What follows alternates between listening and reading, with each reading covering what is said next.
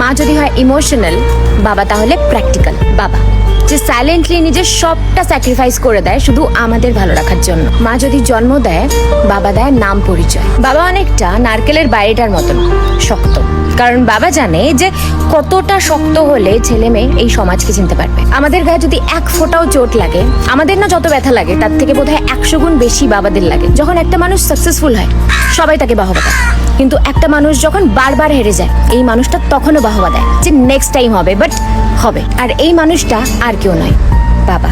বাবা অনেকটা ছাতার মতো, বাইরের রোদ ঝড় বৃষ্টি আমাদের গায়ে লাগতেই দেয় না। যখন সবাই ছেড়ে চলে যাবে, যখন তুমি তোমার পাশে কাউকে পাবে না, এই মানুষটা একমাত্র তোমার পাশে শক্তিমানের মতন দাঁড়িয়ে থাকবে। মার 100 বার বলার পরেও যে কাজটা হয় না, বাবার একটা মিসড কলে সেই কাজটা হয়। তোর বাবা, এটার পর আর কোনো কথা হয় না। বাবা আছে বলেই হয়তো সব আবদারগুলো পূরণ হয়। মার সাথে আমরা মনের কথাগুলো শেয়ার করি ঠিকই, কিন্তু বাবা না বলা কথাগুলোও বুঝে যায়। যত বড় হচ্ছে বুঝতে পারি যে কেন বাবা একটা জামা পরে বছরের পর বছর চালাতো, কেন বাবা ছেঁড়া জুতো পরতো। কারণ বাবারা কখনো নিজের কথা ভাবেই না, বাবারা শুধু আমাদের স্বপ্ন পূরণ করতো। মায়ের ঋণ যেমন শোধ করা যায় না, একজন বাবার কন্ট্রিবিউশনও কখনো শোধ করা যায় না। মা যদি এই পৃথিবীর আলো আমাদের দেখায়, তাহলে বাবা এই দুনিয়া চিনতে শেখায়। সব সময় সবাই শুধু মায়ের কথাই বলে, বাবার কথা হয়তো খুব কম বলা হয়, কারণ মায়েরা মনের কথা মুখে বলে আর বাবারা সেটা পারে না।